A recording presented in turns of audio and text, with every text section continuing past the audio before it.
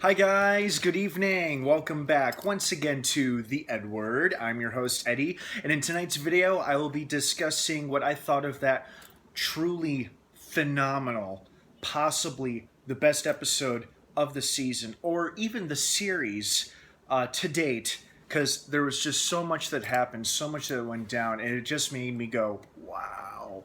Of course, the most recent episode of Fear the Walking Dead, which premiered just a few minutes ago on AMC. Just got done watching it. Yikes. I mean, wow. Sorry.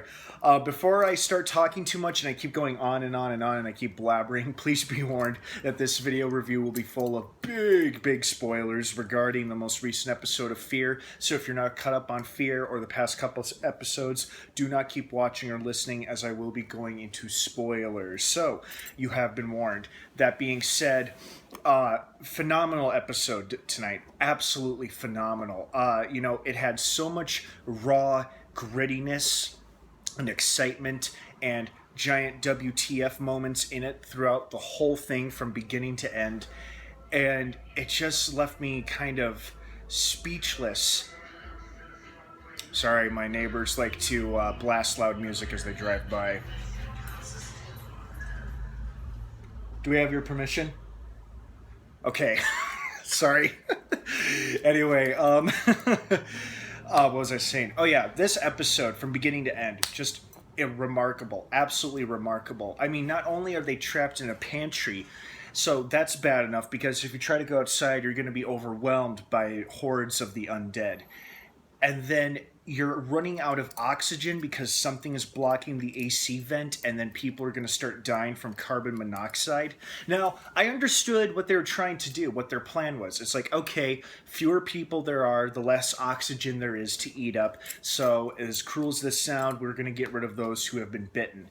And, they did it. Alicia did it in such a gentle, reasonable way, is what made people stand up and admit, like, okay, well, she's got a point. I've been bitten. I'm dead. Let's do this, So it was working for a while. And then she passed out. And then, of course, everybody else passed out.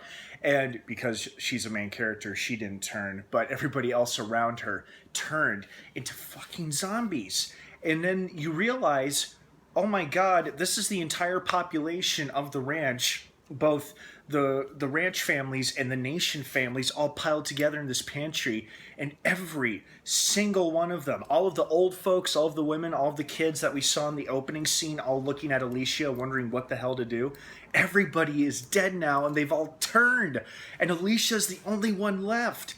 This is the end of the ranch. This episode marked the end of the Broken Jaw Ranch. I couldn't believe it. This episode shocked me in so many ways, more than one, and I kind of knew that Madison, Strand, and Walker would show up and kind of save the day. I really hoped that Nick was going to finally put Troy down. He didn't. Unfortunately, that bastard survived this episode as well.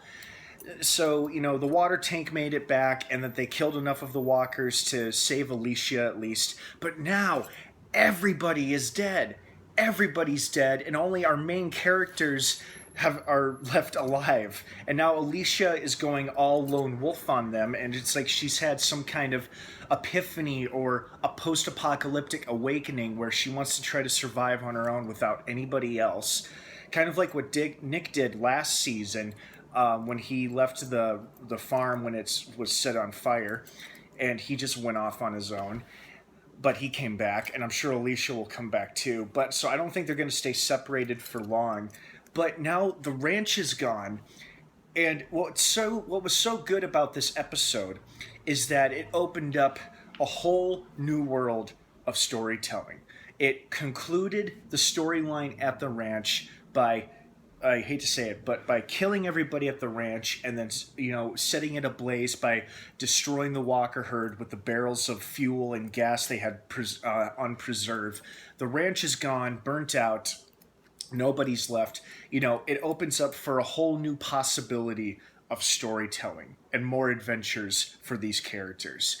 And our characters are becoming increasingly more survivalistic and more determined, more hardened, and much more likable, that we want to see them succeed and we want to see what happens next for them.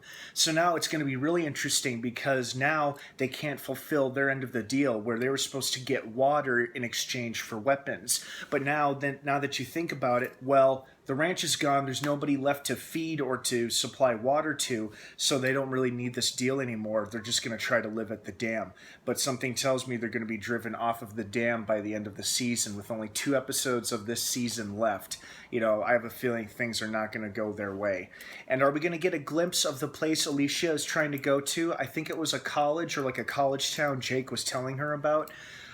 So are we going to see that place, and if it's still alive and up and running, or are we going to see her drive off into the distance and not see her again until next season? And will somebody finally please put down Troy? I mean, this son of a bitch is the reason the ranch fell in the first place. He led the herd there. Jake died because of it. Everybody else died because of it. And it just...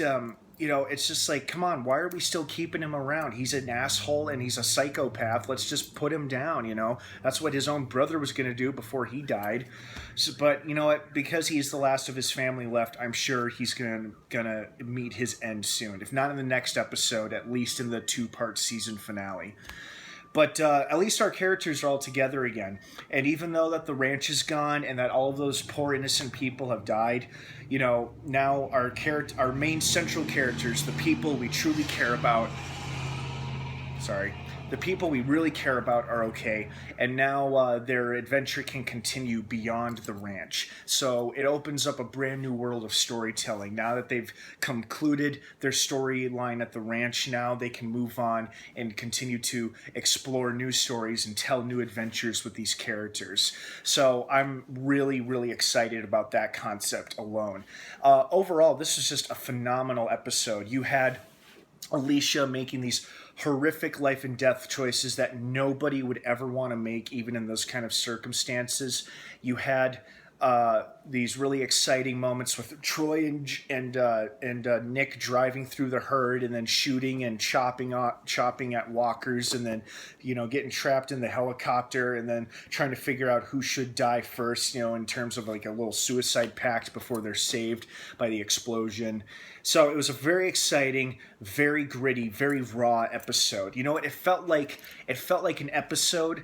It felt like a true episode of The Walking Dead because it had raw, emotional WTF moments along with a healthy balance of exciting, action-packed walker attack scenes as well, and our characters fighting the dead. So, this was truly a phenomenal, phenomenal episode, and I'm really, really intrigued and excited to see what the next 2 episodes of the season lie in store for us.